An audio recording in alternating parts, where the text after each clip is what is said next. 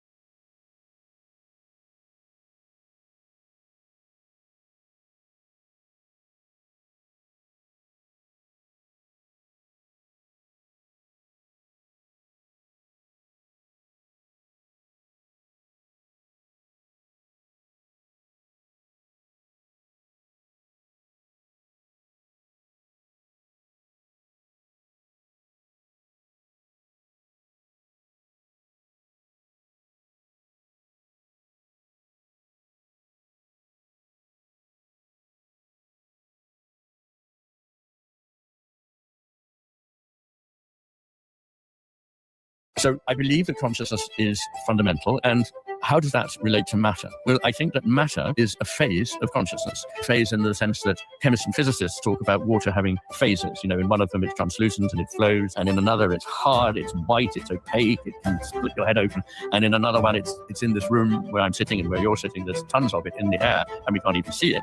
So it's no good saying to me, well, matter doesn't look like consciousness, because frankly, those phases of water don't look like one another and they behave differently. So consciousness is everywhere in the cosmos, I believe. So everything has, to some degree, some nature, consciousness. It is never cut off from consciousness. But of course, what is extraordinary about light is that it has, billionfold, trillionfold, whatever you like, increased the responsiveness, the awareness, the ability to respond in the cosmos. And I think that responding is incredibly important at the center of this. I believe all the things that we think we know and experience, and that we do know and experience, come out of an encounter, a resonant encounter, in which the cosmos is thought of as a field of knowledge.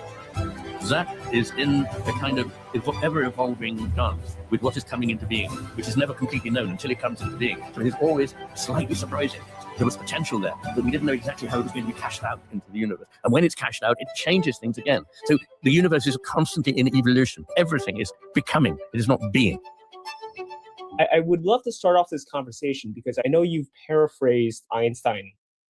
Tai Chi walking starts on Monday, February 16th. It's made for women over 55 who wants to see visible results. Saying that the logical mind is a faithful servant, but the intuitive mind is a sacred gift that has been forgotten. So can you explain what is the problem of focusing too much on that faithful servant, and what opportunities are we missing out on by not tapping into that sacred gift of our intuition? Yes. Good question. I suppose I might just begin by making a distinction between what I call reason and reasonableness and mere rationalization following of rules that a computer could follow. So I think it's very important that we value our faculty of reason, but it's unreasonable to admit only reason. And indeed, Pascal said this. He said, it's a very important, he was, of course, a mathematician and a philosopher. And he said that and I agree with him entirely, that it is a very important faculty, reason, but it is very foolish not to see beyond it. So I think there's value in reason, there's value in science, there's value in intuition, and there's value in imagination. The first two of those, I think most people nowadays would accept without a blink, but I'm not sure about the other two. I think they've had a rather poor, shabby representation and treatment in the way we talk and in the education we offer. So, for example, imagination is not the same as mere fantasy. And those who are interested in English literature, who know the works of Wordsworth and Coleridge, they made the biggest distinctions and the most valid distinctions that I know in this area, that fantasy is something that takes you away from reality, but imagination is your only chance of getting into reality. That unless you actually are somehow open to an encounter with whatever it is, you see only a two-dimensional representation of this. Again, if I could go back to Wordsworth talking about his life, that when he was young, things were still able to be present to him, so that when he was in the presence of a waterfall, of a mountain, of a great ravine, he was there with it, and it was an encounter that was life-changing. But that as he went on in life, the word, a ravine, good. A mountain, yeah. A waterfall, great. I know those, put them in my box of abstract things. And suddenly the real world was swapped for a kind of, tinny paper representation of the actual world.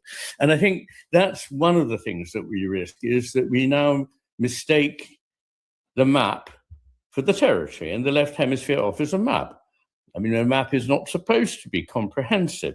If a map had all the information about all the houses on the route and all the people who lived in the houses and what they liked to eat and this kind of thing, I mean, that would be more information, but it would actually be a much worse map. So maps trade on being skeletally thin, and they only pick out a few structural points. But that is like having a skeleton and mistaking it for a living body. It's like trying to live in a computer screen rather than in and around the world that those screens reflect. Yes, this is a big box of beef sticks. And if you're wondering why I needed so many, Paleo Valley's running this crazy deal right now. You can get 30 beef sticks for $36. That's making each beef stick just a little over $1 a piece. You never tried Beautiful. And what I hear is the difference between just, reading words on a book of what it means to experience human life and actually living it through the experience of self, right? Knowing or gnosis, which translates very nicely to my next question, Ian, because I feel like what you've brought up is so important. We live in a world that not only acknowledges the left brain, but almost is built entirely by it. And you've referenced a couple of key points with our education system and science and the way we look and map life, right? So can you help the audience understand, because you've made this reference points before, and I think this is really critical, the difference between information, knowledge, understanding, and from understanding, I think you've mentioned wisdom. So can you help us understand that as a foundation? Okay. Yes, sure. Well, information is just data points. They have in themselves no meaning because each of them, in order to mean something, depends on the existence of all the others, really. So in themselves, they don't bring any understanding. So you could learn all kinds of facts and factoids without actually developing any understanding of what you're talking about. So what one requires is not just information, but knowledge. And in the English language, there is just one word, to know. But in most other languages that I know, there is a distinction between different kinds of knowing. There is knowing the facts, so to speak, and there is knowing from experience. So, for example, take Paris. I know it is the capital of France. Excellent. You learn that in school. But I also know Paris because I was immersed in its life for a couple of years when I lived there. And therefore, I know it in the way that I know my best friend. It's not a data point. It's something that comes only through lived experience, through embodied, emotional, and I dare say spiritual experience. So those are two different kinds of things. But those in themselves don't offer understanding. I could have lived somewhere and had a lot of experiences and still not really understand it. To understand it, I have to put together a whole panoply of things that I do know and that relate to one another, because it's out of the network of relations that it comes. Indeed, for those who are interested in the ontology, what is there really, I argue that what there really is not things, but relations, and that the things emerge out of a web of relations. The relations come first, because without the relationships they stand in, they are not what they are.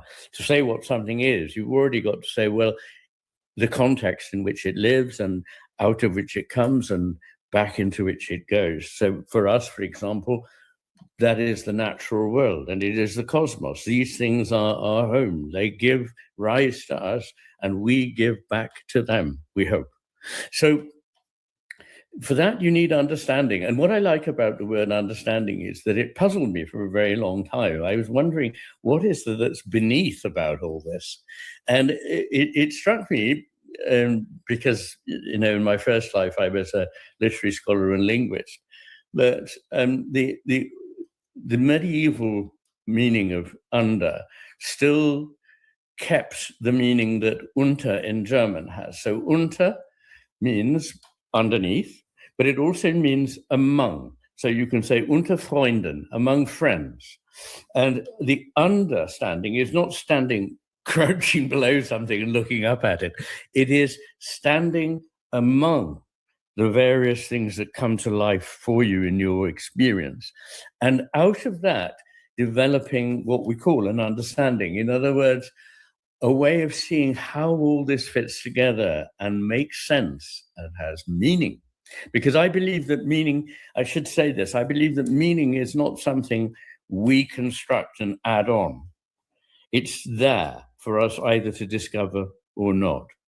And incidentally, I think that the great values that make life mean something, those of, say, truth and goodness and beauty, are not things we make up. We may change our minds about what we choose to call true or call good or call beautiful, but the fact of the being truth, goodness, and beauty is not something that we can attribute to ourselves. I believe they are intrinsic in the cosmos, and we either fail to understand them, encounter them, bring forth, evoke something of them more into being in the cosmos, or we fail to do. We have that choice as a human being. And I think it's why we're here. We're here not to make stuff up, but to actually attend to what there is. And when we find it, to respond to it. And in responding, something grows. It is an entirely creative process.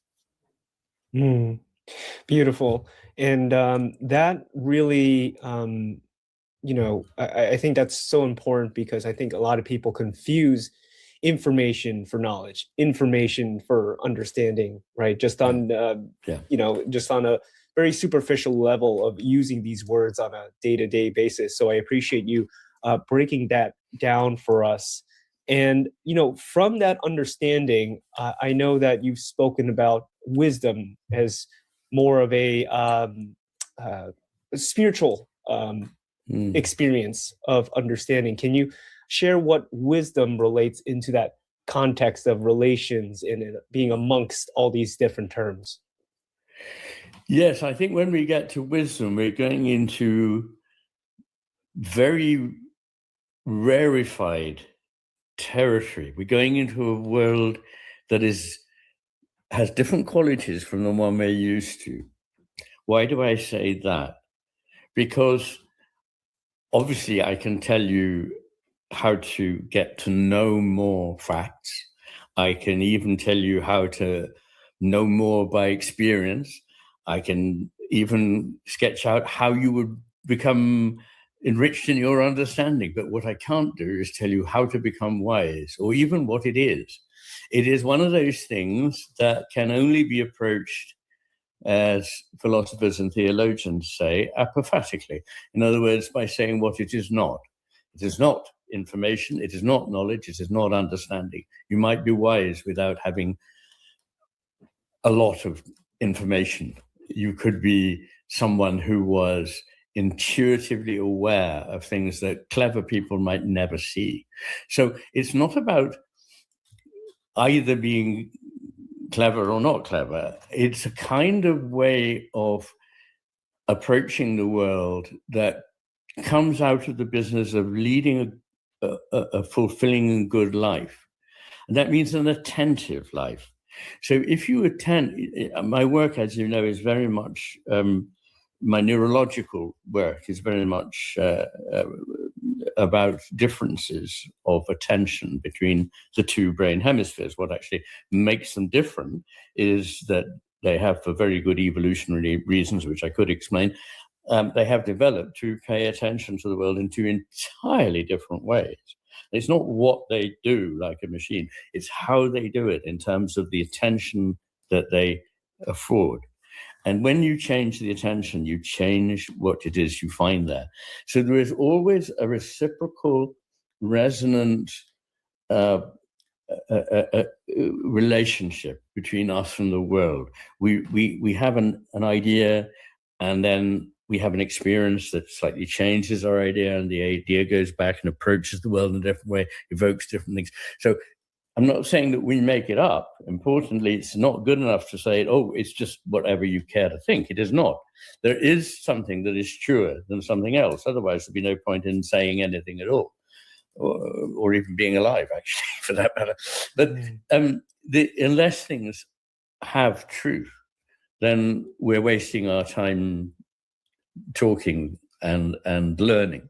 But wisdom goes beyond that. And so if you know, and I imagine that you do, the Zen tradition in Zen Buddhism, a lot of it is about shaking the provisional certainties that the one who is learning, the student, has. So just when you think you've grasped it, your Zen master will make you realize that you completely got it wrong. And that is not dispiriting. That is awakening, because then you think, I can't look at it like that. I need to see something else, which can be hinted at. And of course, it's hinted at very much in all the spiritual traditions, and it is in art, in poetry, in literature, in music, in the visual arts, and so forth. We get glimpses, we get hints, we get this feeling of something that is very important, that is trying to speak to us, and we feel that we want to respond to it. So wisdom comes out of this process. It can't usually come early in life because it requires being a bit shaken by life. There's a certain wisdom in the idea of being shaken, being broken, sort of reaching a point where you thought you were so very clever, and now you realize you hardly know anything. This is a common theme in most of the spiritual traditions. So, but it's not the same as ignorance. So the way I put it is, ignorance is what you have before you know, and wisdom is what you have after you know. So you may come to a point of unknowing, where all the things you thought you had, you have to let go of. But that doesn't leave you somehow back where you started. In fact, it is the putting forth onto the stream of life of your existence, your being, and your, understanding. Yeah, that's very powerful from what you mentioned in the beginning, right? It's almost like the opposite, right? In order to define wisdom, we have to use what it is not to get there. And indeed. And the analogy I think of, and one of my mentors told me, is like enlightenment is like you're on a beach and you're getting to the horizon, you're at the edge of the sun, you're like, I made it, I made to the edge of the sun, I transversed the sea and I'm here. And when you get there, you're like, oh wow, there's another horizon and another horizon and another horizon. So I find that as a beautiful analogy to what you're saying, Ian, is it's the experience of going through the journey and realizing that what you have learned, you kind of have to detach from that journey, from that precise path of point A to point B to getting to where you're at. And I think this points very beautifully to spirituality, which is about the experience itself. And it, like you said, it is a creative, generative process of knowing and unknowing amongst the whole, amongst this experience of this reality. And you've identified the differences between information, knowledge, and understanding. And I would love to kind of backtrack and dive deep to what you've mentioned on the science and also the spiritual aspects of the left and the right brain, because I think that really helps the audience, remember the forgotten gift, but acknowledge the faithful servant that we started this conversation with. Yes. So where would you like me to go with that? Yeah, can we first start on talking of the science or the distinctions between the left and the right brain and sort of the spiritual connotations to both? Yeah. Sure. Well, there was a lot of talk about hemisphere differences when I was a young person in the 60s and 70s. And it was an excitement caused by the fact that people had been performing some of the first callosotomy operations in which the two hemispheres are surgically separated, divided. For some people was a life-saving procedure. For people with intractable epilepsy, it stopped the epileptic discharges going across the entire brain. So they were able to maintain consciousness, and this was a great step forward. But it also gave psychologists the chance to interview one hemisphere at a time, if you like. And what came out of that was a rather simplistic idea that the left hemisphere was a little dull, but at least it was reliable and down to earth and rational. Whereas the right hemisphere was a bit of a flibbity-gibbet. It sort of was excitable, emotional, creative, but not dependable. And this turns out to be almost entirely wrong.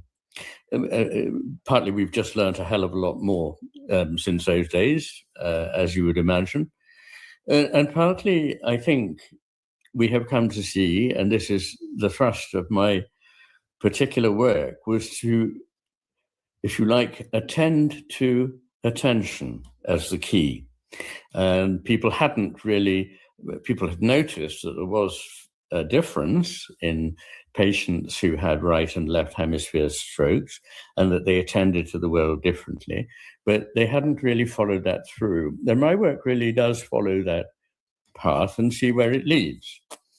And to answer the obvious first question, why? Why is the brain divided? Why is it asymmetrical?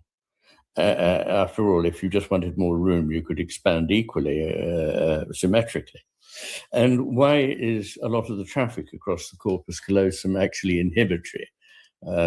Perhaps even the majority. It does convey information, but it also conveys, leave me alone, I'm dealing with this. Now that suggests that these two hemispheres, they do obviously work cooperatively, but they also work in a way inhibiting one another, so that competition and cooperation come together in collaboration. And that, of course, is also the history of evolution in biology. I mean, we have this idea that it's all about competition, but it's equally about cooperation. In fact, species that are successful tend to have been those that learned how to cooperate. So, that having been said, what can we say about the differences? Well, the left hemisphere is paying a very particulate attention, just a very specially narrow attention to a detail. Why? Because evolutionarily, it is the one that helps us get lunch. And to get lunch, you have to be able to fixate something and very quickly go and get it ahead of the competition. How can a Capital One 360 performance savings account with one of the best savings rates in America help you grow your money? Set automatic savings. Fine. For that, you just need this very precise, very beautifully focused attention to that detail that interests you. But the rest can go hang. But the trouble is that if the rest did, you wouldn't survive. You'd become somebody else's lunch while you were getting your own, and you need to look out for the predator while you're getting your own food, and you need to be looking out for your mate and for your offspring. And for that, you need a quite different kind of attention. In fact, the exact opposite, very broad, open, sustained vigilance, not this micro-targeted from here to there, let's get it. And so when you think about it, this gives rise to two kinds of experiential worlds.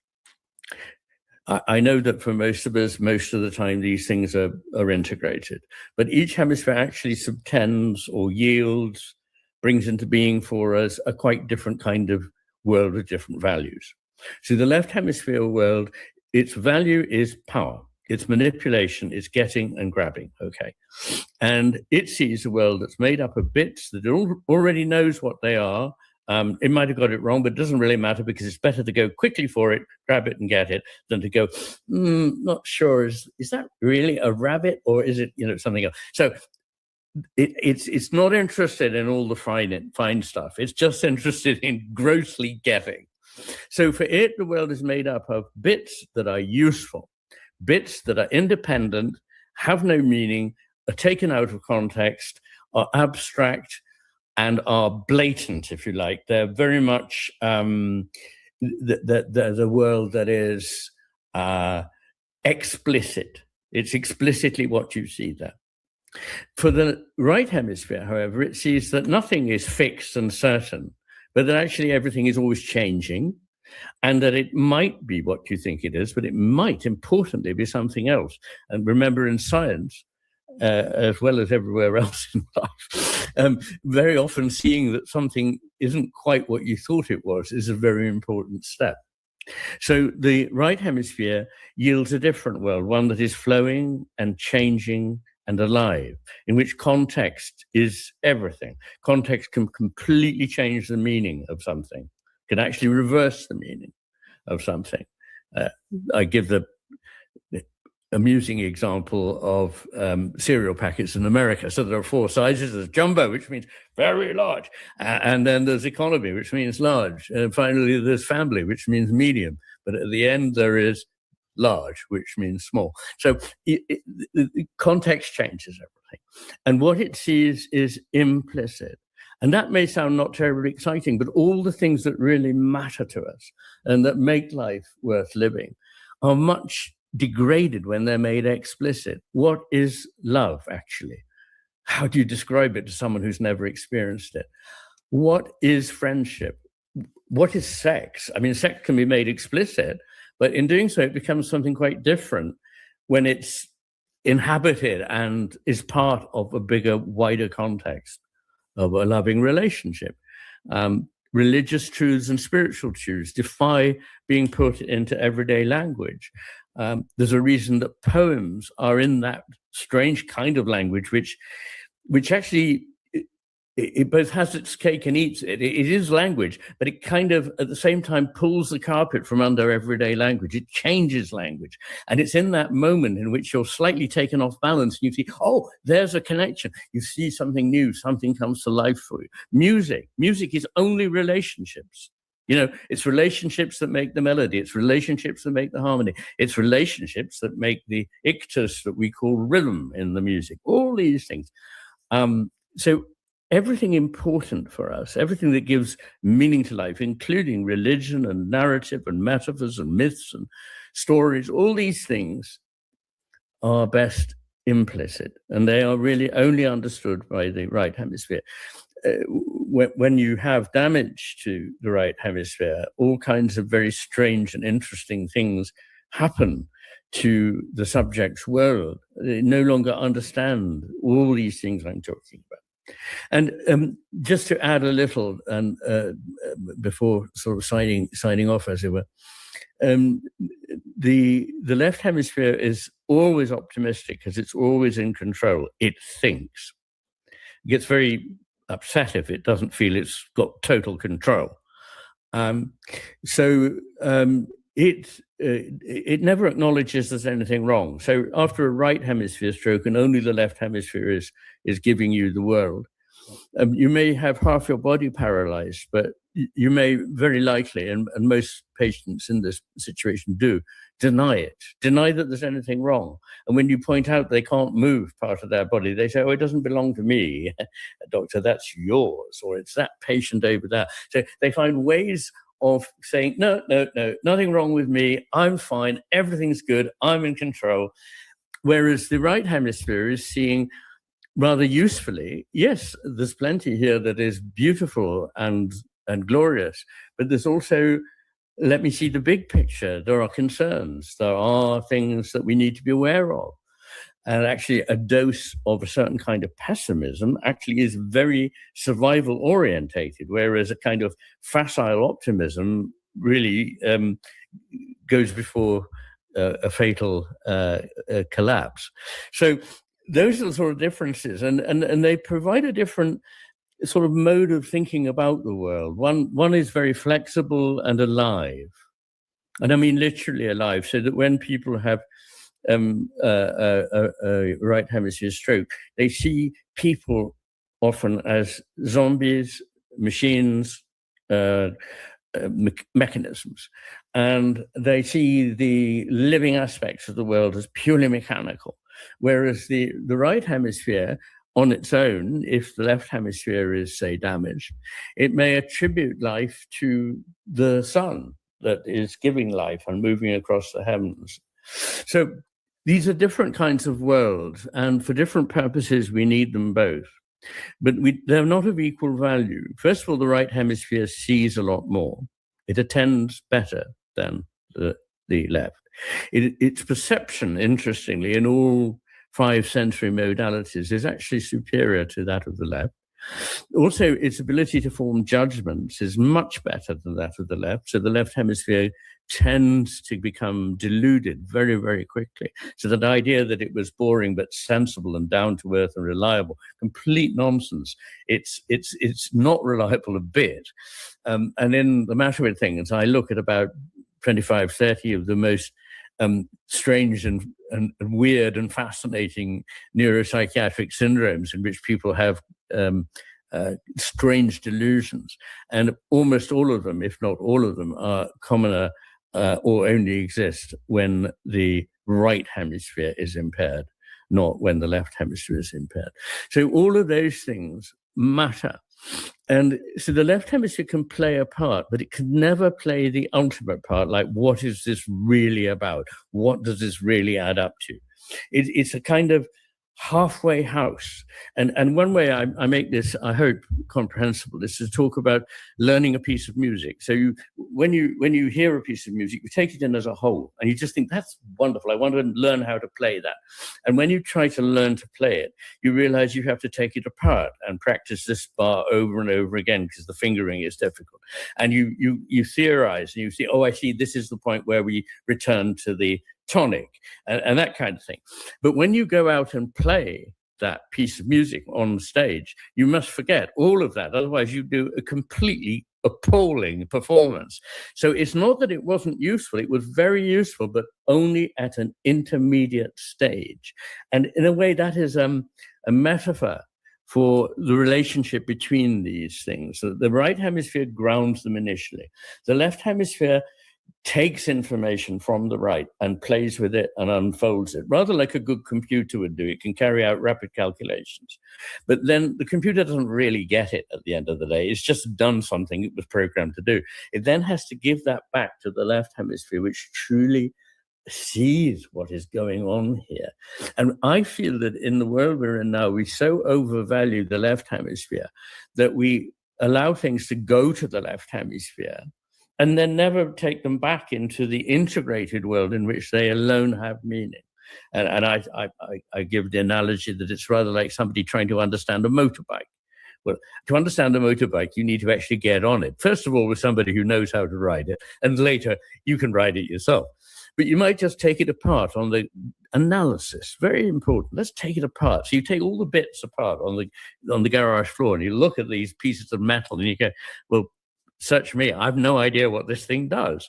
And we seem to be like that. We've taken the world apart and we go, well, none of it seems to have any meaning. Well, it's not surprising because the meaning only exists and persists in the context of the whole. And what you've just done is destroy the whole. Mm-hmm.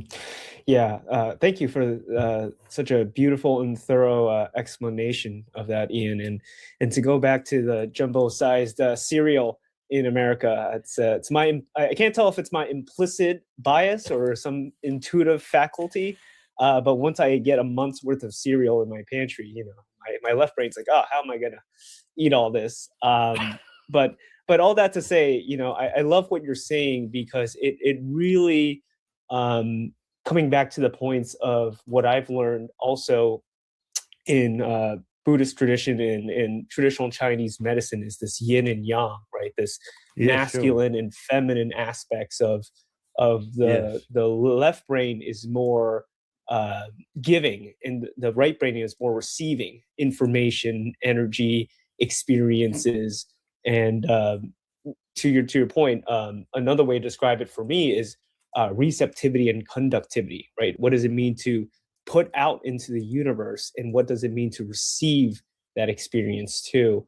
And this is another question I have, right? Because we've sort of broken down the circuitry, the mechanism of the brain, but we haven't talked about what actually creates this experience, which leads to my question, where I know you've said in the past that consciousness is like trying to find urine coming out of the kidneys, right? But we don't even know where this urine comes from. So can you help us understand, what is your take on consciousness itself in relation to what we've spoken about? Wow. Well, there's a challenge.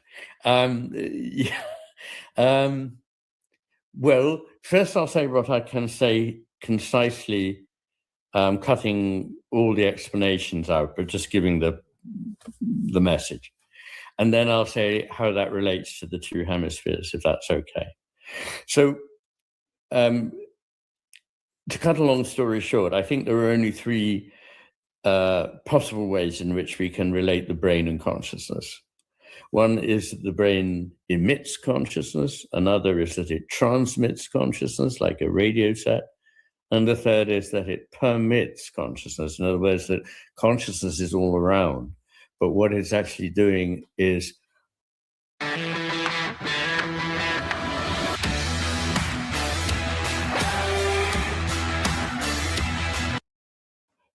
funneling it, molding it, channeling it in the way that one's larynx channels the flow of breath that comes through and makes it into all that is important, the special voice that is your voice, my voice, gives it the meaning. So I argue at some length that we have to accept that nobody has ever got near the slightest idea how you can get consciousness out of matter if matter, and that's a big if matter has nothing of consciousness about it. I happen to believe it does, so it's not a problem for me. But if you actually hold that consciousness has nothing to do, matter has nothing to do with consciousness, you really have a problem. And the permit idea seems to me to answer to what we actually know. So I believe that consciousness is fundamental. It's what philosophers call an ontological primitive. That is to say, you can't find something it emerges from. It isn't the consequence of anything else. It is, from the word go. And how does that relate to matter? Well, I think that matter is a phase of consciousness. And when I use the word phase, I don't mean a temporal phase. I mean a phase in the sense that chemists and physicists talk about water having phases. You know, in one of them it's translucent and it flows and all the rest. And in another it's hard, it's white, it's opaque, it can split your head open. And in another one it's in this room where I'm sitting and where you're sitting, there's tons of it in the air and we can't even see it. So it's no good saying to me, well, matter doesn't look like consciousness, because frankly, those phases of water don't look like one another, but they behave differently. And they behave differently in terms of their permanence and their resistance. And funnily enough, I believe that matter offers two things that we are perhaps not used to thinking of together. One is a degree of permanence for a while. In other words, my thoughts can go anywhere, and as soon as they're had, they're away. Whereas, you know, the table I'm sitting at, absent an accident, will be here tomorrow morning. So that's one thing. But the other is resistance. And we're not used to thinking of resistance as positive. We think of resistance as something that should be, as far as possible, got out of the way.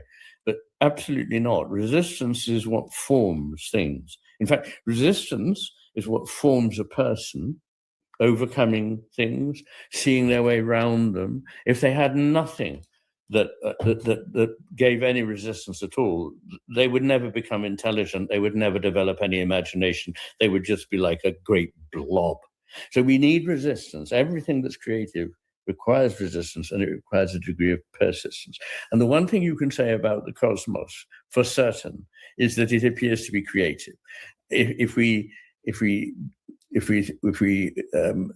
buy the story of the Big Bang, and there's no reason not to, it started very simply, and it has massively ramified ever since then. It has turned into phenomenally intricate, beautiful individuations which do nothing to spoil the overall integrity.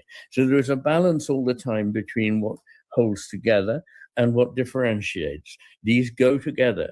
And the great German poet and philosopher Goethe said, dividing the united, uniting the divided is the whole work of nature. I haven't got time to go into that, but I just leave that there for the moment. So consciousness is everywhere in the cosmos, I believe. And it probably takes the form of fields, and these fields can become localized. In this, it is not different from the way physicists talk about whatever physical matter is, that it is probably fields that are often vastly extensive, and that it can at times be quantized into local phenomena. And it can be waves, and it can be particles, and so forth. So I think these distinctions are, I think in the end, we will see that they are applicable to both consciousness and matter. So I'm if you like, a panpsychist in this sense, that I believe that everything exists within a field of consciousness, and that consciousness of some kind will also be in whatever it is. So everything has, to some degree, in some nature, consciousness. It is never cut off from consciousness. But of course, what is extraordinary about life is that it has, billionfold, trillionfold, whatever you like, increased the responsiveness, the awareness, the ability to respond in the cosmos. And I think that responding is incredibly important at the center of this. I believe that everything comes about through a resonant encounter. I believe all the things that we think we know and experience, and that we do know and experience, I don't mean to suggest that we don't, come out of an encounter, a resonant encounter in which both parties take part, and both parties will be, however little, but they will be altered by the encounter. So our encounters matter, they create things, and what we encounter creates us. So we're in, if you like, we're in a kind of a dance. I put it this way figuratively, but I think that the ground of being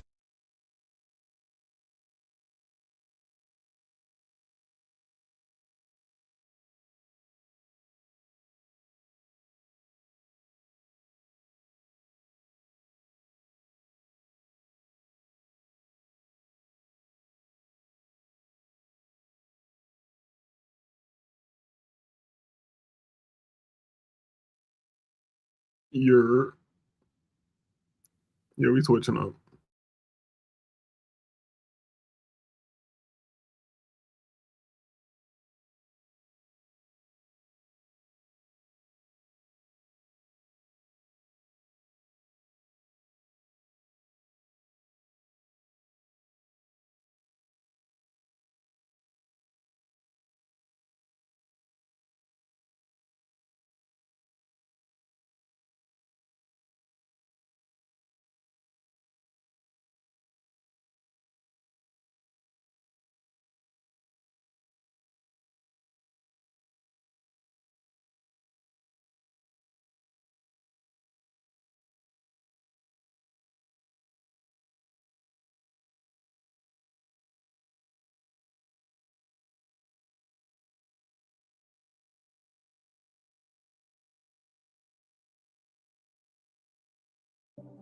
Yes, in a way, yes.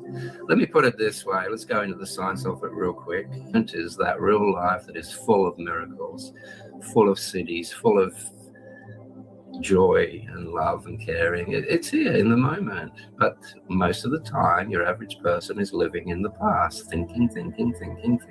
So what do? They want to get away from it. They see life as being hell. Does Grandmaster Wolf have goals in life?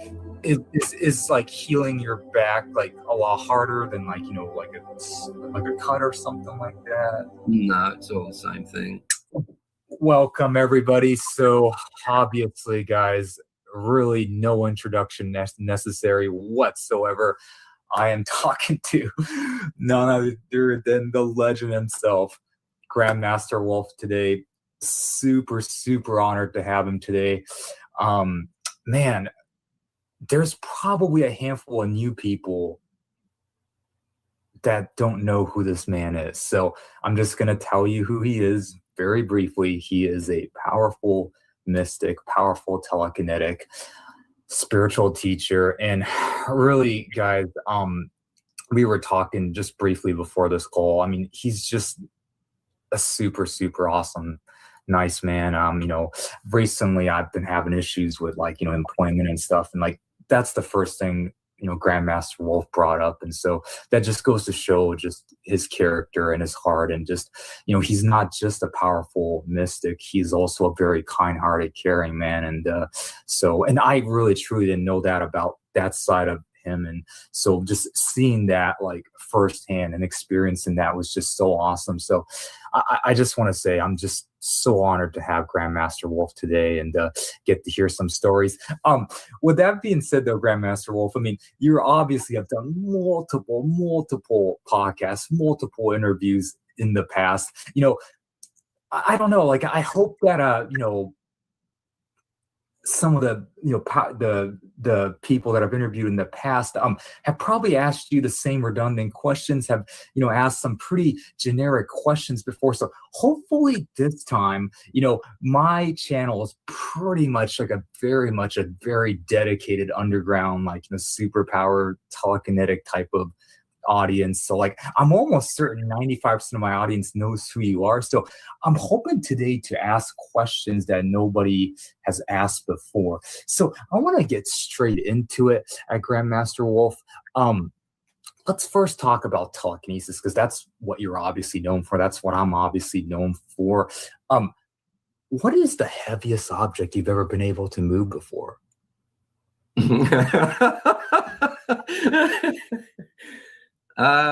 My own body.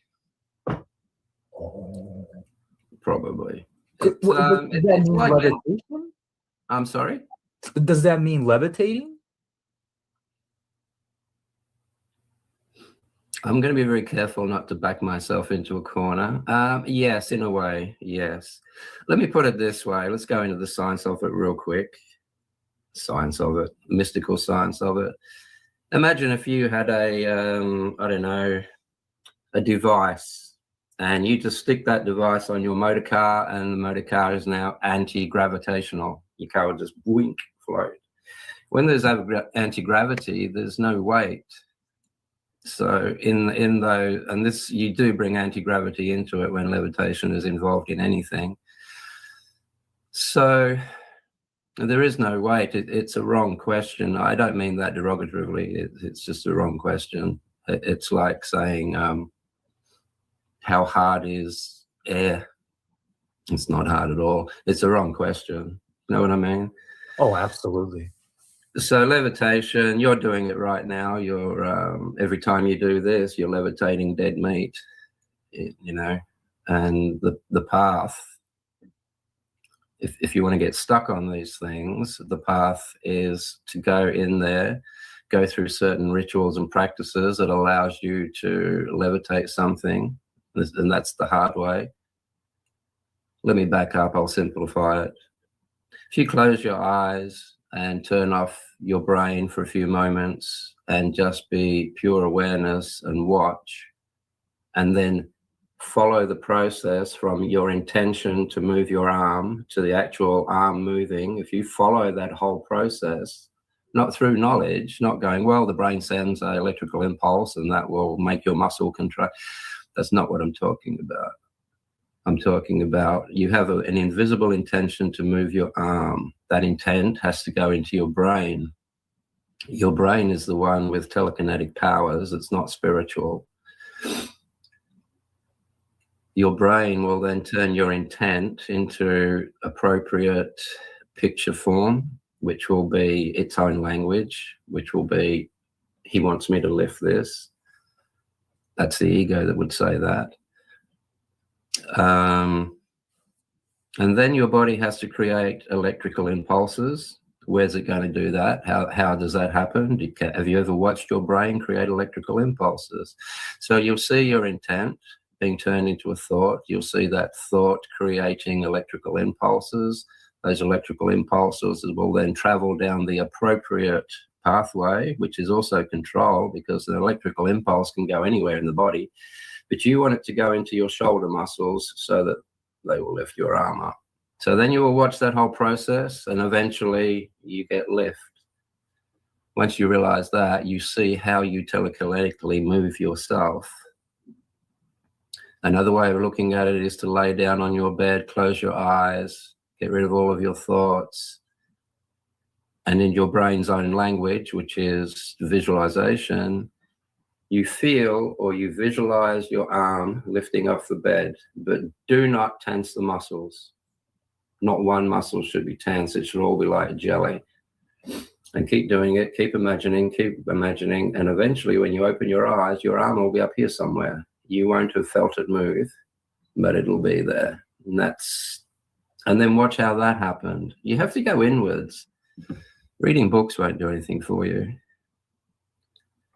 really.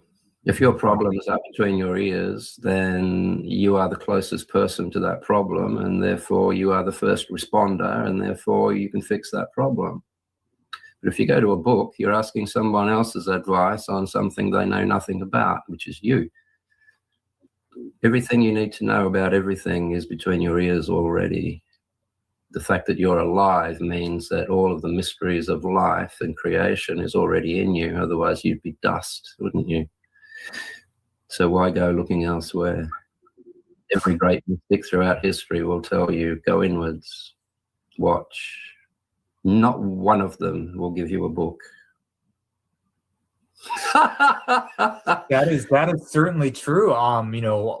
Yeah, that is certainly true, because every book talks about going inwards. So they don't say like, hey, here's a book that tells you to go read another book. So yeah, that's very, very true. So thank you for saying that. So it sounds like maybe you're not particularly a fan of like a certain book like the Tao Te Ching or some Tibetan books and stuff like that. But speaking of Tibet, I mean, I know that you've correct me if I'm wrong, you lived in Tibet. Am I correct on that?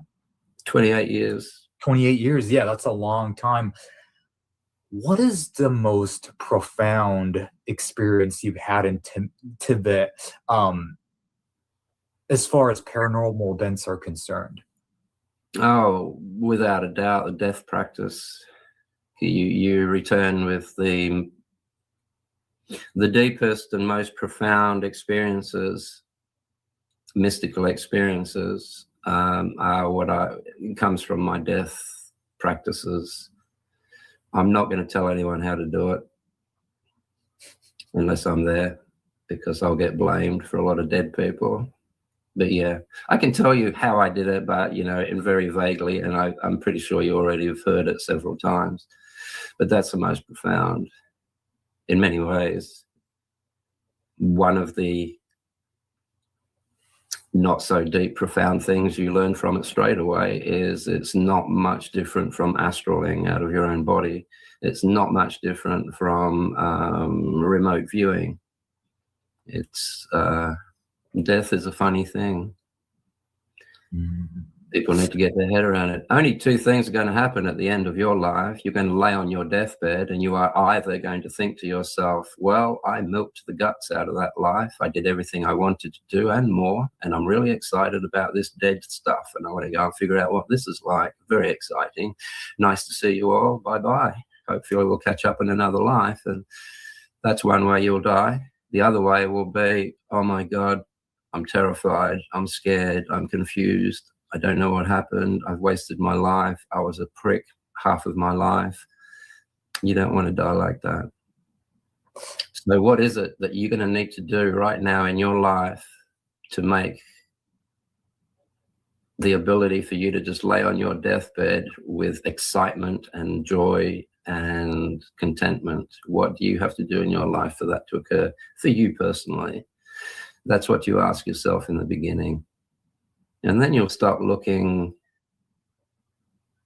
You stop looking at 1,000 different techniques that don't go anywhere in the direction that you really want to actually go in life, if that makes sense.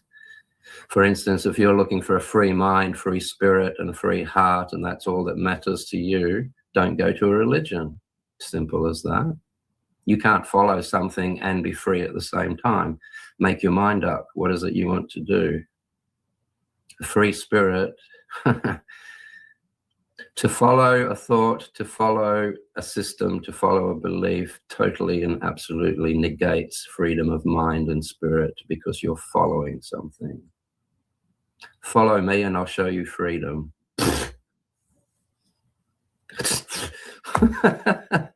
Gotcha. Grandmaster Wolf, with that being said, speaking of Tibet, there's concepts such as the rainbow body in Taoism. There's concepts like immortality or the diamond body. The goal in these traditions is to essentially not have to come back, not have to reincarnate. Why? I'm sorry? Why? Why wouldn't you want to reincarnate? What's wrong with life? I'm surprised to hear that from you. Could you elaborate on that? There's this wonderful, fantastic, miraculous thing that's as big as a universe, and it's full of miracles, and it's full of mystery, and it's full of mind, and you are part thereof, and you have access to all of those things.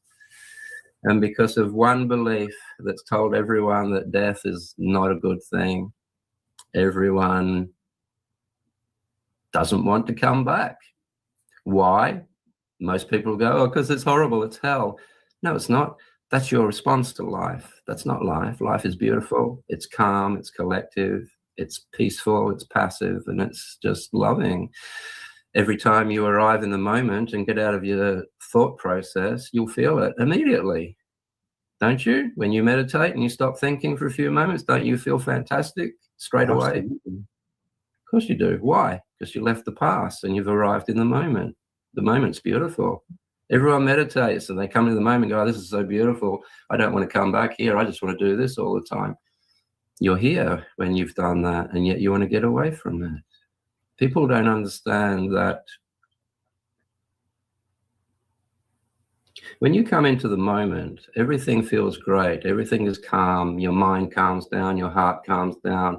Your body immediately starts to heal. And you just feel good. Stress goes, bang, anxiety, it's gone. It's beautiful. That's the magic and the peace of the moment. The moment feels like that all the time. It's got nothing to do with your meditation. Meditation won't do that to you. Breathing won't do that. Taoism won't do that. Qigong won't do that. What they do is bring you to the moment. That's their job. Every teaching in the world that actually works, every school of teaching that actually does produce enlightened people that you can go and touch and experience, all their techniques is just to bring you into the moment, because that's what the moment feels like. This is the human condition, my friend. Interesting. Give me a second. Hang on. I haven't finished. Oh, I apologize. Yeah, go ahead. It's all right. I'm trying to put Tibetan words into English, and sometimes I slow down when I'm doing that. So, what happens when you meditate? When you focus on something that's happening now, you have to be in the moment, in the now, to focus on it, i.e. your breathing, your body, your heartbeat, a candle flame, something that's happening right now. The moment you do that, you feel fantastic, your body starts healing. When you go back into your thoughts, and your thoughts can't follow you into the moment because they're not real, they're just memories and stuff. It's got nothing to do with anything. So when your body is sitting here in the moment, not connected to the past, not connected to an assumed future, it immediately begins to heal.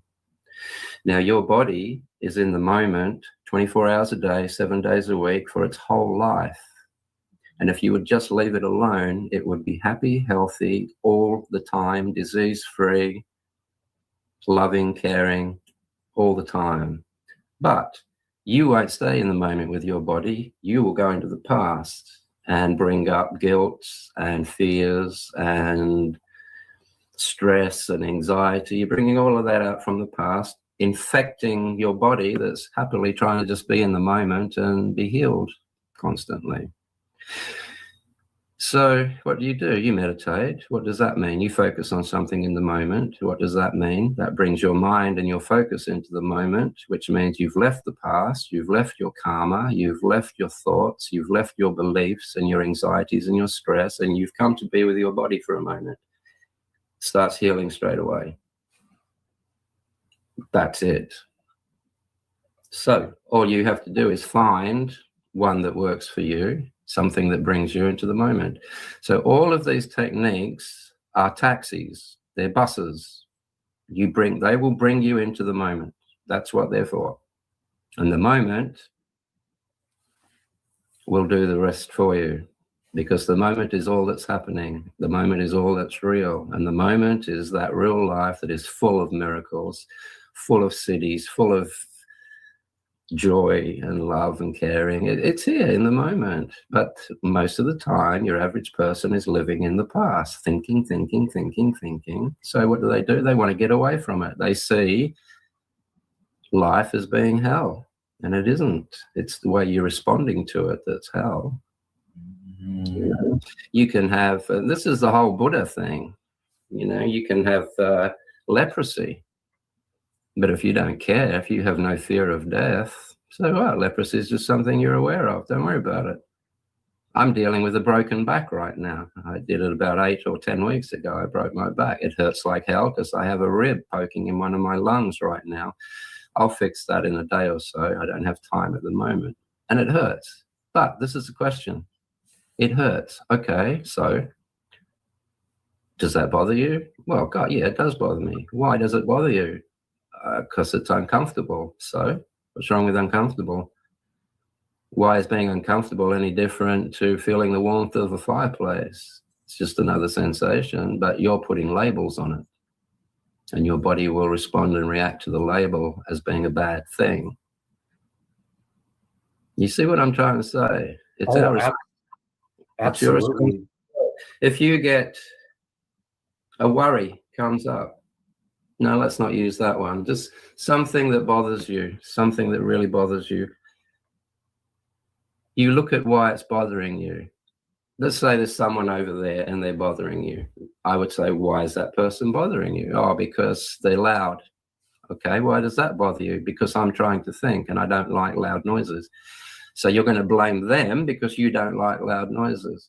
We do this with everything. When people realize by watching their own thoughts, you will see something will happen in the world. Your brain will see it. Your brain will put a negative attachment to what you've just seen. Your body will react to that negativity, in which case your heartbeat will go up, your stomach will clench, you'll feel not very good about it. This is all happening inside you. But what's the first thing your average person will do? They'll blame the government for their life not being good. They'll blame their parents for not looking after them properly. They'll blame the neighbor for being too noisy. They'll blame this and they'll blame that. And all you're doing is blaming the world for the way you're responding to it. You don't have to respond nasty. You don't have to hate. You don't have to get angry. I've had people say to me, if you don't get angry, how can you go out there and stop murderers and child molesters and things like that? You have to be angry to do something about that. And that's ridiculous. Policemen and judges and people like that deal with these things all day, every day, and they don't do it out of anger. They do it out of a sense of justice. They do it out of a sense of what needs to be done, what is right. They don't need to get angry to stop you. They stop you because you're wrong. You're doing the wrong thing. You're hurting people. I don't know how I got onto that, my friend. I'm just babbling on now. Let's get to the next question. yeah, that's perfectly fine. Grandmaster Wolf, you are an exceptional healer as well. You obviously, showed yourself, healing your palm a long time ago. by, poking it with a knife. Oh, wow. I forgot about that. Gosh, that was a long time ago. Sorry, go on.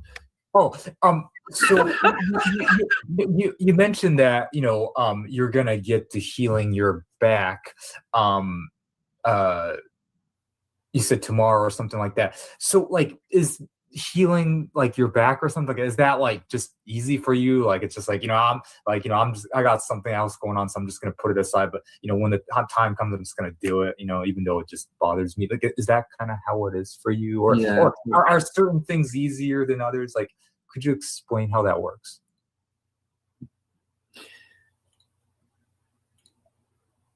The healing or the attitude?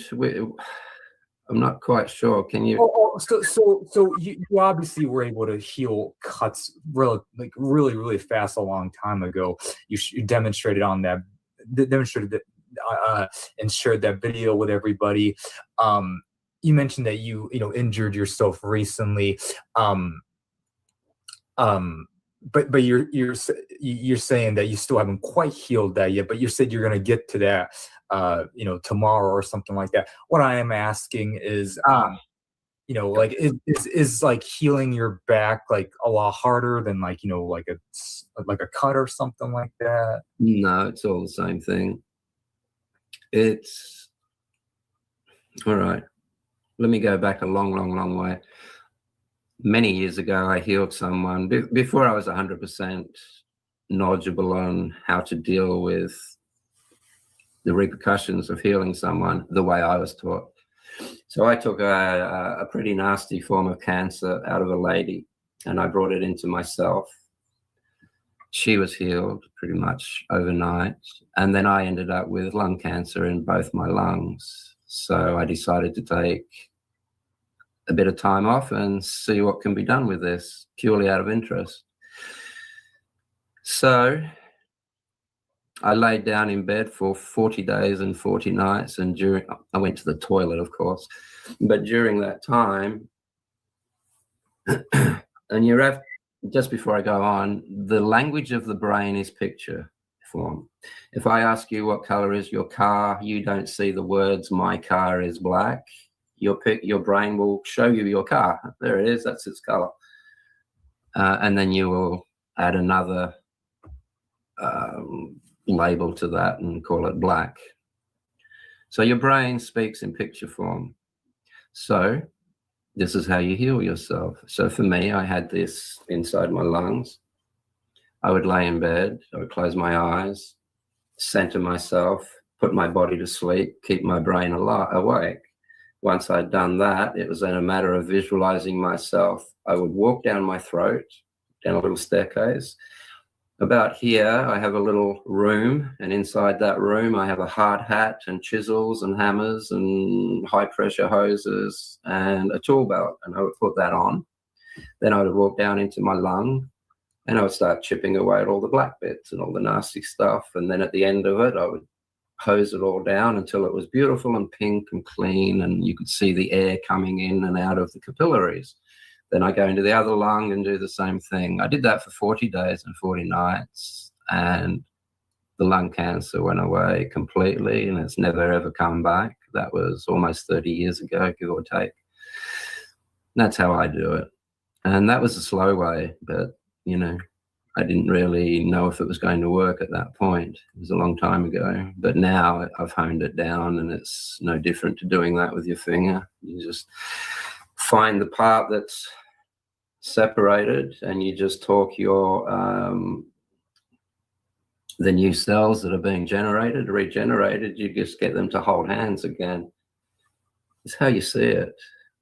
So if all your cells are in a monkey grip and you're wounded, a great pressure comes this way and they release, and now you've got a gap in there. You talk them into reaching out to each other and doing that again. And that's what happens. And the more you live in the moment, the faster it happens, because you're just supporting the miracle of the moment. The miracle of the moment alone will heal you. If you can just get out of the past and move away from your karma and just sit in the moment long enough, you'll get younger, you'll heal. All of these silly techniques from all over the world that people have all are invented by a brain. The universe invented the brain a very, very short time ago. It might not even keep the brain around as a good idea. So the universe made the brain didn't make the universe. The brain is a very dubious device at best. And that's why it's best to step out of it. And I'll tell you what I mean by that. No one in this world thinks about what they do while they're doing it. When you're driving your car, you're not thinking about the clutch and the accelerator and the shift. You're talking to a friend probably. Why? Because you know how to drive. If you know how to drive, you don't have to think about it. You know how to poo. You don't have to think about it. You know how to have sex. You don't have to think about that. You know how to eat. You know how to digest. Everything you do throughout your day, including your work, you do while thinking about something else. So why do you bother thinking? Because that just fucks you up. Excuse me for my language, but I'm known for that too, unfortunately. Nothing wrong with that at all. Yeah. So you're talking about cities. Cities are telekinetic, psychic abilities, things like that. They have nothing to do with spirituality. They have nothing to do with mind. They have everything to do with brain. It's something your brain can do, and it's done it since the day you were born, and it comes from, the actual power comes from primal survival energies that we have. At the very basis of human DNA is the program to forage and to hoard. That's what we do. It's at the bottom of our programming. In the beginning, we foraged in the forest and hoarded in our cave, for all the obvious reasons. Today, we forage on the internet and we hoard it in our brains because we're told that the more data you hoard, the more intelligent you are, which is totally unintelligent in itself. So this is my point. If you want I'll finish what I was about to say. When you go inwards and start to retrace your way back to deep states of mind, as you're going through your brain, you will go through little neighborhoods of your brain that is responsible for being able to telekinetically do things, and you will experience them. Now, here's the crux of the matter. There's two kinds of people. If you can bend spoons or let me put it this way.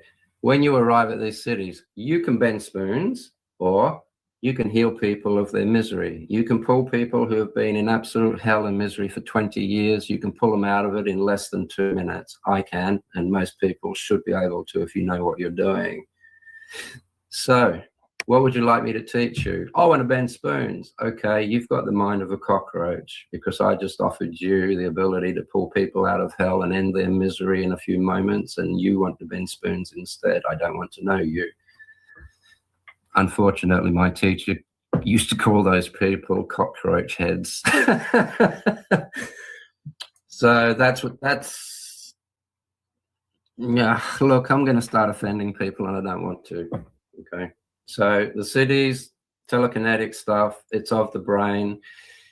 If you are training correctly and you are learning to navigate through your brain, which is what every system should be doing for you, you will come across the cities. But if you get caught up on them, it's the end of your spiritual path and you'll be forever known as someone that can bend spoons. Whoopie-doo.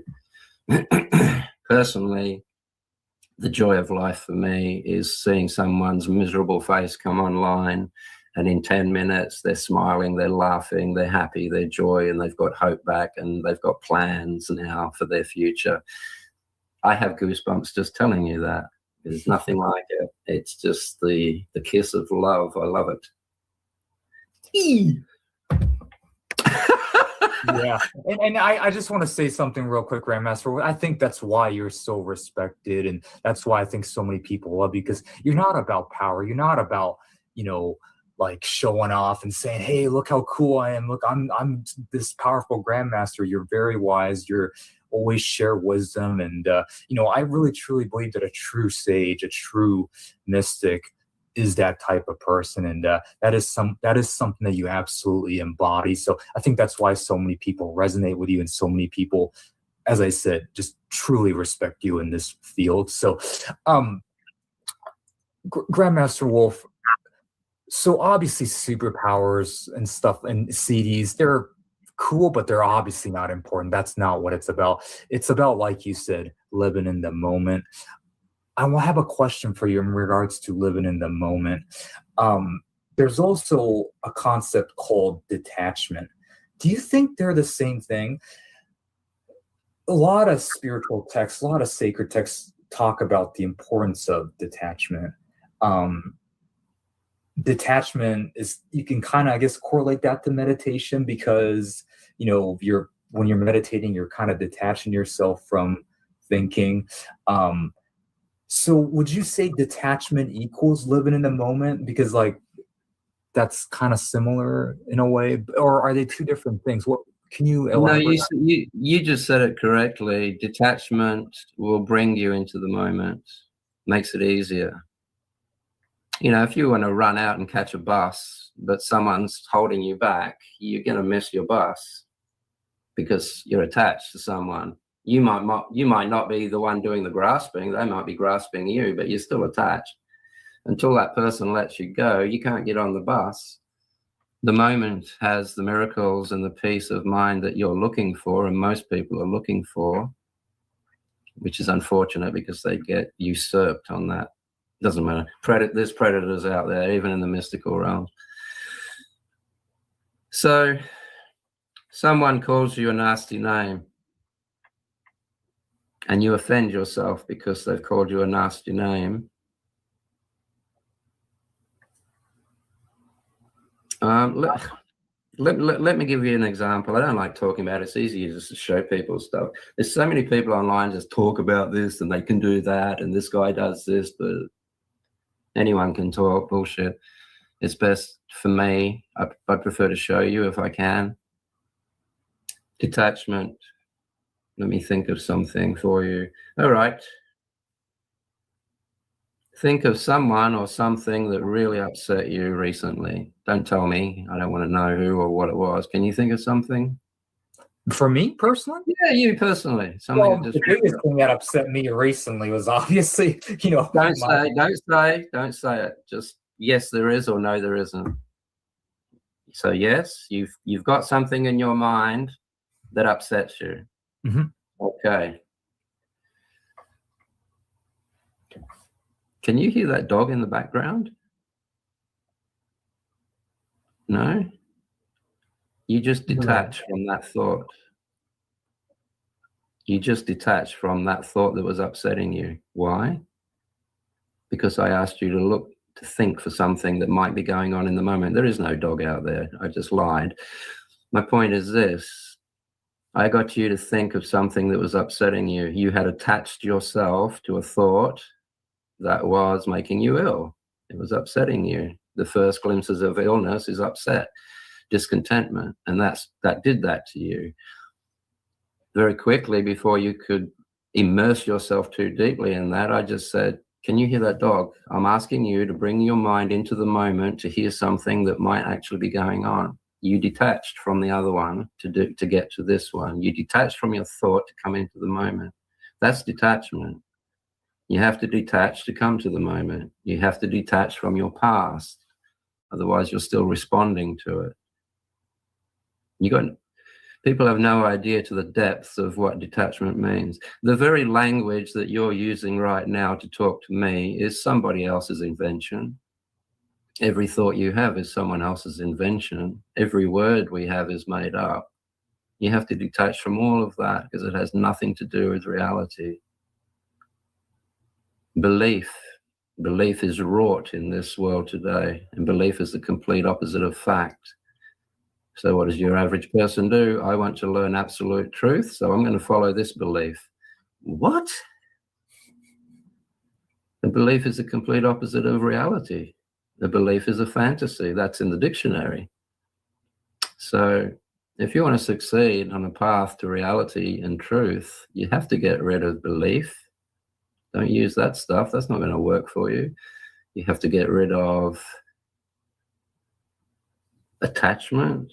You have to get away from fear, your name. You have to stop identifying with your thoughts as being you. When you're watching your thoughts, you're not another thought watching the rest of the thoughts. They're dead. Thoughts don't see anything. They don't even know you're in there looking at them. That you're allowing them to control every second of your life. You allow them to control how you feel, how you think, how you live, how you love, and how you hate. They're doing all of that. What would you be if we took every thought out of your head and you are in there realizing that there's not a single thought going on? What are you at that point? Who are you in there doing that? You're not Ken. That's just a thought. And that's not yours unless you've changed your name legally. You didn't come up with that name. You didn't come up with the language you're using. You see, it's all someone else's stuff. So how, when you are living someone else's life, someone else's education that was put in you, someone else's language was put in you, someone else's beliefs was put in you, and in all of that, you're looking for me, you're looking for self, you're looking for I. How are you going to discern which one is you? The question is, what am I in here trying to discern that? That's the question. Absolutely. Well said, Grandmaster Wolf. A thought came to me just now. I mentioned earlier about like the immortality practice, or the not incarnating practice, the enlightenment type of thing. I asked you earlier, like, Grandmaster Wolf, I said something along the lines of, are you going to basically reincarnate? A thought just came to me. Maybe the fact that you're not caught up in the worry of whether I should reincarnate or not, the fact that you're completely detached from that concept maybe allows you to, quote unquote, become enlightened, or allows you to, attain that, rainbow body or diamond body or whatever you want to call it, because you're not attached to it. You're living in the moment. You're not like obsessing over like, I'm going to meditate for like 1,000 and, I'm going to meditate 100,000 more hours in my lifetime to achieve that. You're saying like, no, I'm going to just detach. I'm going to clear my mind. I'm going to live in the moment. And, since I'm detached from that concept, it's, yeah, I mean, whether it happens or not, it doesn't matter. And maybe that's why maybe because you're embodying that philosophy and that mindset is why you can, do the things that you can do. That's why you're so wise. And yeah, that's maybe I'm realizing that I'm speaking to you. That's what's happening. And that's what I want. You've got it, Ken. You've got it, buddy. That's it. Wow. Sorry, go ahead. You are full of life. Life made you. Life is full of wisdom. Life created the universe. The universe is alive, and the life that is in that universe is in you as well. You have absolute access to it. You're already enlightened in there. You're just too busy looking at your bloody thoughts. You're not seeing it. How many people in the world do you think realize that their body is living in a moment that is full of miraculous healing and love, and yet they will still just spend most of their day in their heads, wanting, worrying, hating, bickering, dramaing?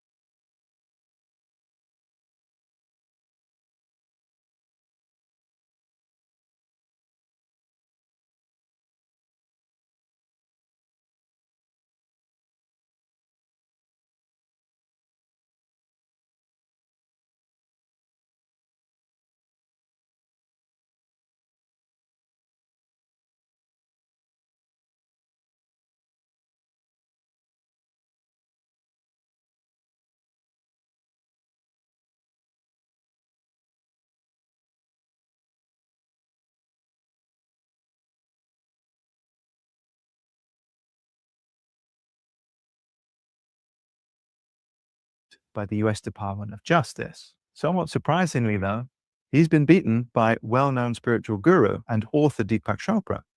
And you might be surprised to learn he has over 3,000 mentions.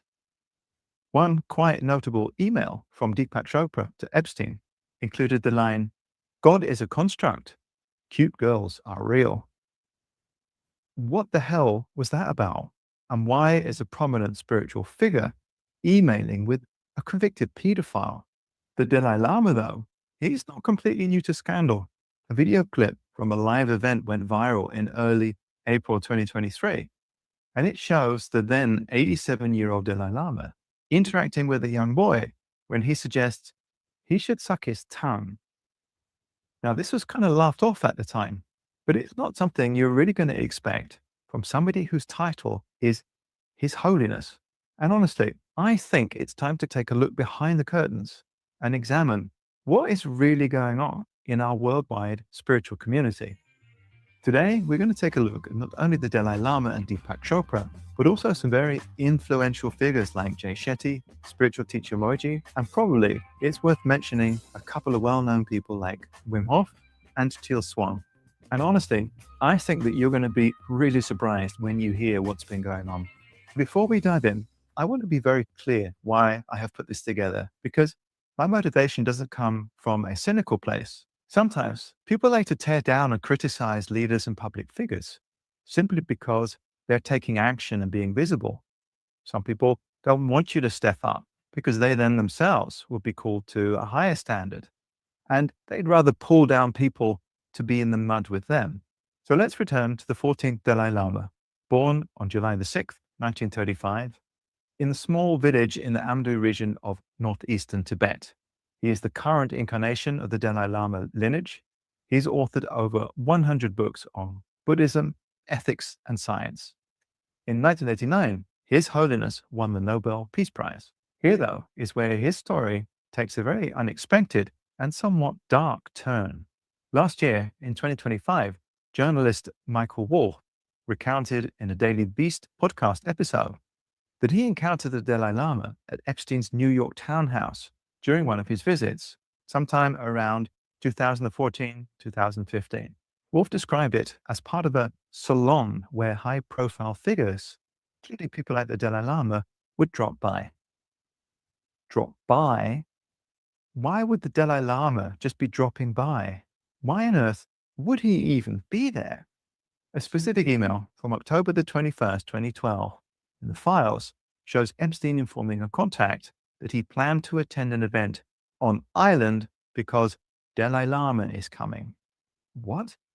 Now, I want to be clear that while there is no concrete evidence of the Dalai Lama meeting with Jeffrey Epstein, it still smells pretty bad, especially when you consider that it was way before these dates, already in 2008, that Epstein had pleaded guilty to procuring a minor for prostitution.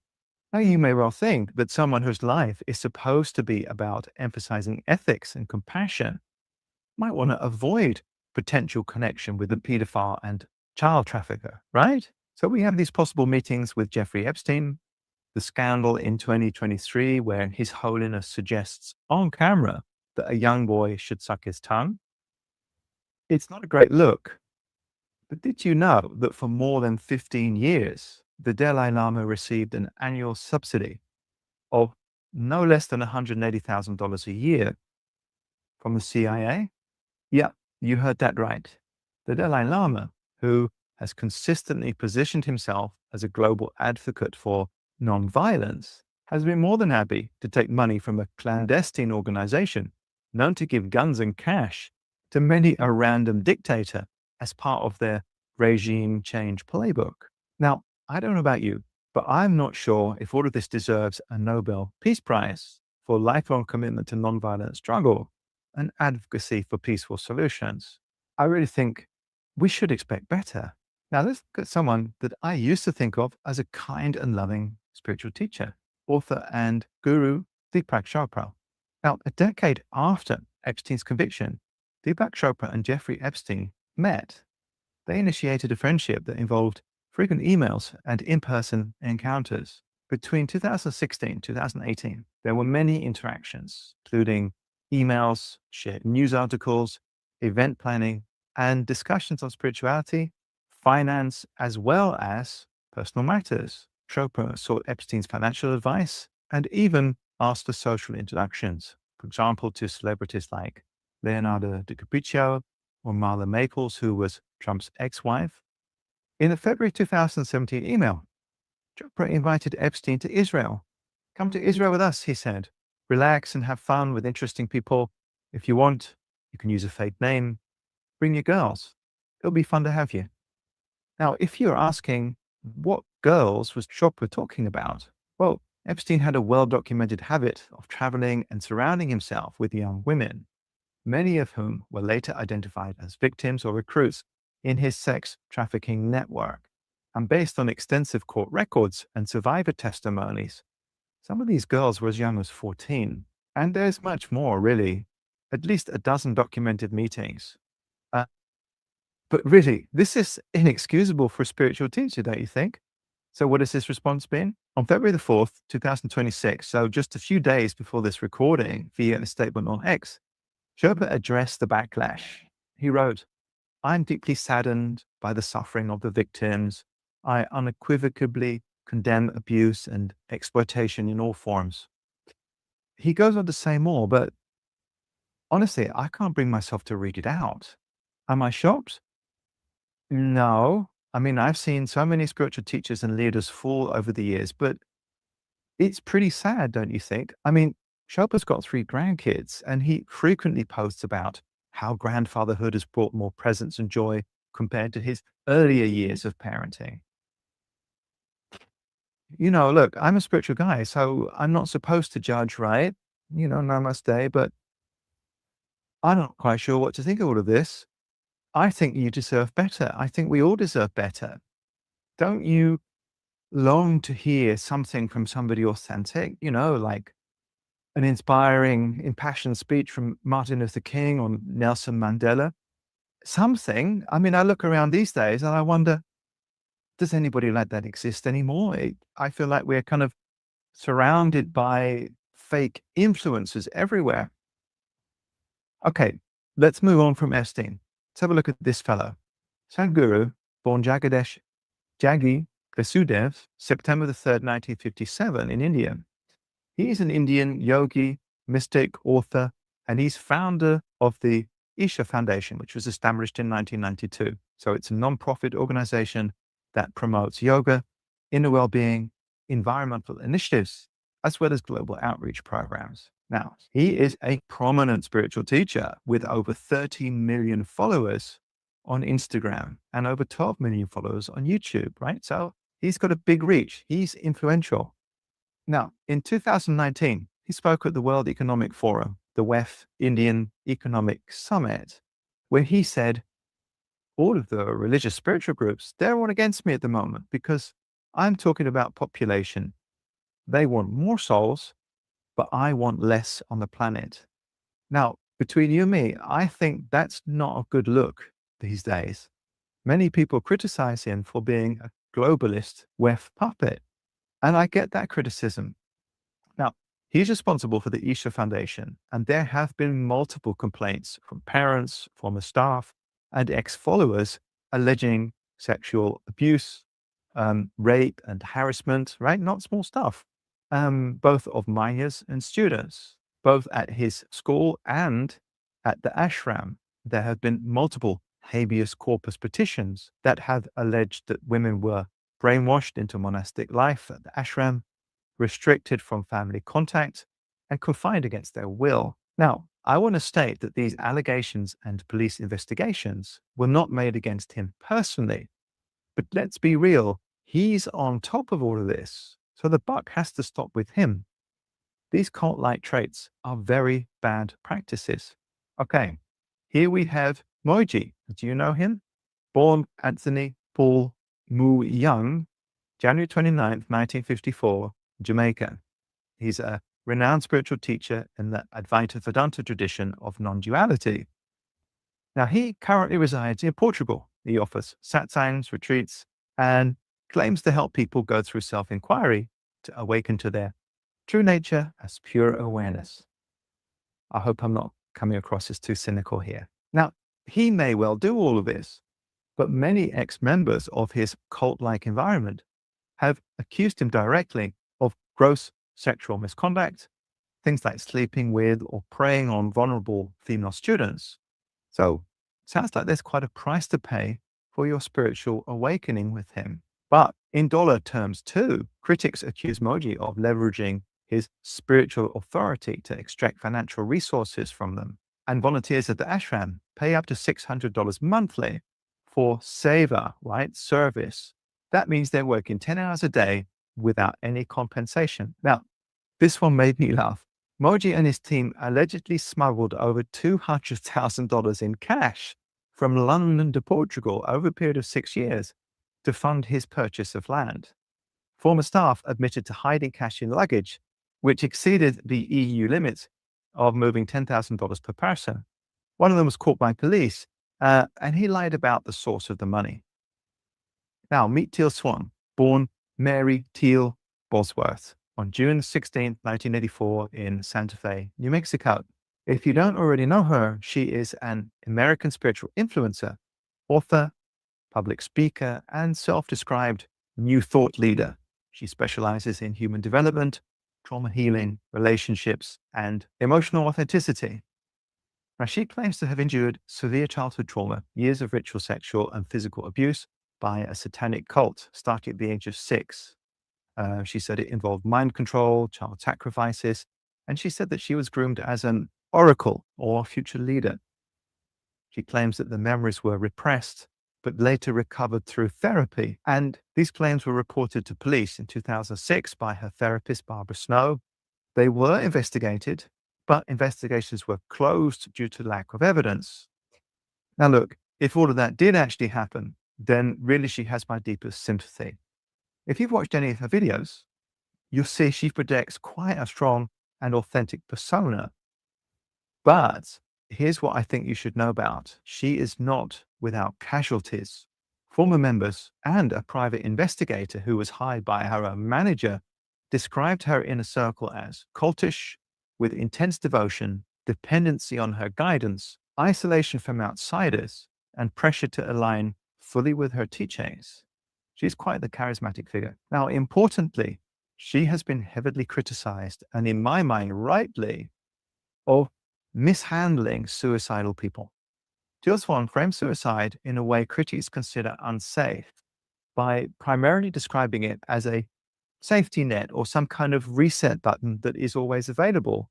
Now, she suggests that acknowledging suicide as an ever-present option can paradoxically reduce immediate pressure and allow people to focus on alleviating present pain instead of acting on it. She often encourages suicidal individuals to vividly visualize their own death or suicide in graphic detail. This, she claims, helps them realize that they don't truly want death, but rather an end to their suffering, ultimately reinforcing a commitment to life. But mental health experts and critics argue that this rehearsal of suicidal ideation can be triggering. I mean, makes sense to me, because it kind of romanticizes or normalizes the act. So let me tell you about Leslie Wangsgard. She was an early follower and supporter who helped sponsor one of Teal Swan's first workshops in Salt Lake City in the late 2000s.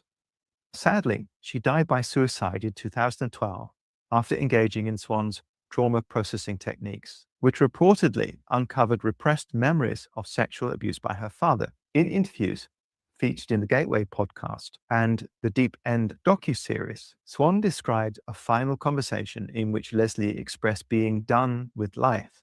And this led critics to link the tragedy to Swan's controversial framing of suicide as a potential safety net. Now, Swan expressed feelings of guilt about this, but she insists that her methods were not responsible. Leslie, unfortunately, is not alone. There is at least one other specific case where a follower, deeply engaged with Teal Swan's teachings, reportedly died by suicide. Now, I should probably state here, for legal reasons, that no direct causation has been legally established and no criminal charges have resulted for Teal Swan. But I think that this is a powerful illustration on the real responsibilities that spiritual teachers have. Now, maybe not a spiritual teacher, but otherwise, this chap, pretty influential. You might know Wim Hof, right? Famous Dutchman. He's known as the Iceman. Now, I met him a few years back, and he didn't much care for me, to be honest. But that's not my reasons for calling him out. It's because people have died. Thousands of young men and women practice his breathing technique, right? Ice bath plunges, and they report benefits like reduced inflammation, boosted immunity, improved mental health, enhanced athletic performance, right? All the good stuff, overall resilience. But he has been heavily criticized for presenting his techniques in an extremely unsafe way. No less than 34 deaths have been linked to Wim Hof. When I first heard this number, honestly, I was shocked.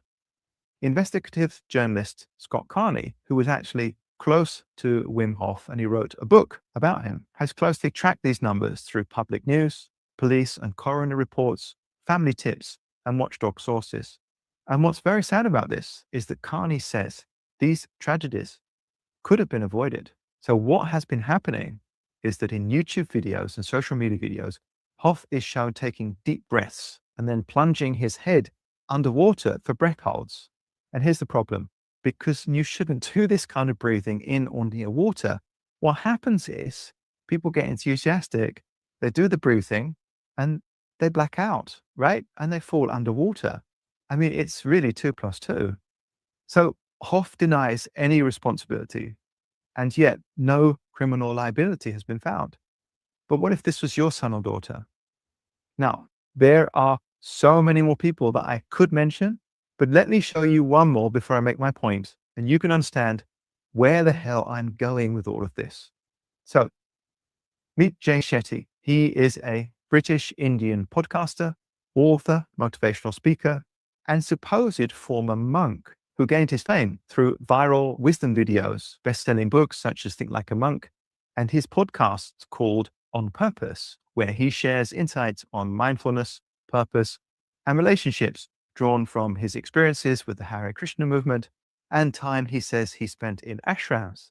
Now, with more than 18 million followers on Instagram, Shetty has a worldwide reach, attracting people with his romantic origin story and his wonderful celebrity interviews. His big claim is that he spent 3 years living as a monk in an Indian ashram after a transformative encounter with a monk during university. But this cool story has been debunked by a 2024 Guardian investigation, which found inconsistencies in his timeline. Evidence that he spent most of his 2010 to 2013 period actually at the UK-based Bhaktivedanta Manor, which is an ISKCON temple, where he was making promotional videos. Oops. His time in India was more likely a series of vacations, but he exaggerated or fabricated key elements of his former monk backstory to build his very successful self-help brand. Now, tell me if you think this is a scam. The Jay Shetty certification score, which costs $7,400 per term, markets a master's degree in life coaching. Oh, yes, life coaching. It has implied official UK credentials. But investigations reveal no direct Ofqual approval, only loose ties to a private certifier, and that lacks any regulatory oversight. So Jay was, in fact, overpromising unregulated qualifications when contacted by Guardian newspaper journalist John McDermott. The University of Derby, Angela Ruskin University, and University of Buckingham all denied any affiliation or link with Jay Shetty's programs. And as a result, he was forced to remove all of this fake information from his website. So let me ask you, would you buy a life coaching course from this chap? I wouldn't. Now, in the 30 years of being in the spiritual scene in all kinds of ways, unfortunately, none of this surprises me much, even though it does sadden me and even angers me, especially in cases where people have died